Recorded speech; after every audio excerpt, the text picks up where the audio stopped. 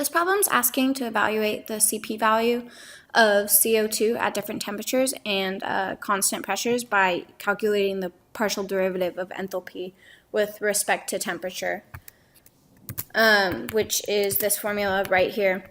So we're going to use the IG model in test calcs.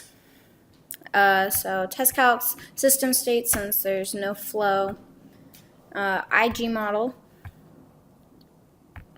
And then we can start entering our values. So it's CO2, so we'll change that in the upper right corner.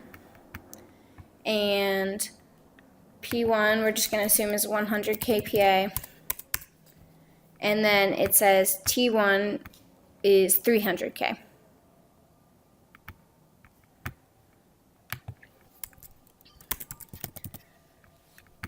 Alright, calculate, and then we have our H value right over on the top right corner.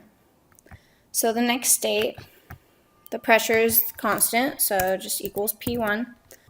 And then since it's a partial derivative dH over dt, that means over a really small increment of temperature. So we'll want to do something like equals T1 plus 1 Kelvin. That will give us more accurate results than if it were a higher temperature. So now we hit calculate, and we have the H value for state 2. And now we can go to the I/O panel and calculate CP.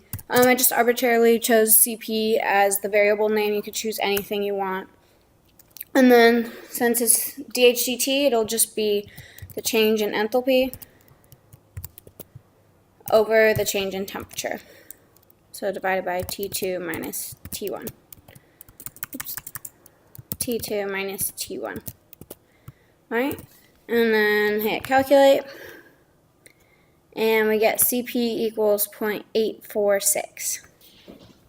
Note that in the state panel, in state 2 and state 1, it actually calculated CP for you and gives very similar answers. So the next part of the question is asking, what if the temperature was 3000 Kelvin? Since T2 is based on T1, T1 is the only value we need to change. So we'll change that to 2000 Kelvin.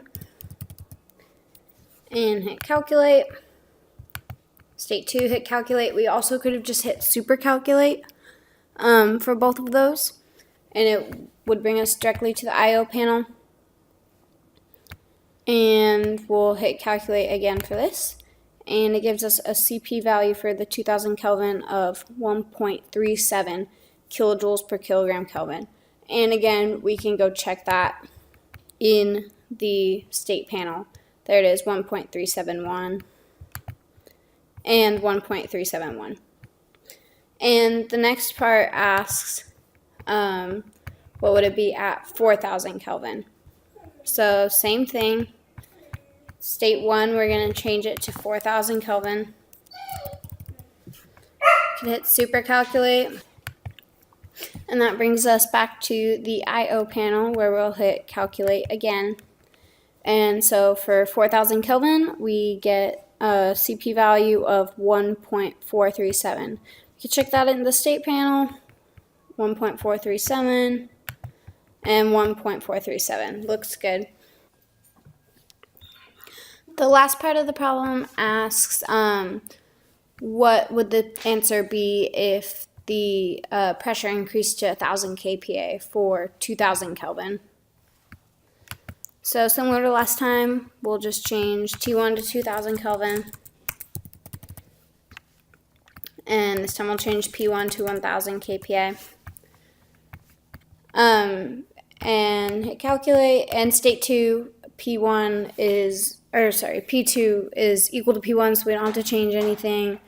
And T2 is based on T1, so we don't have to change anything. So just super calculate.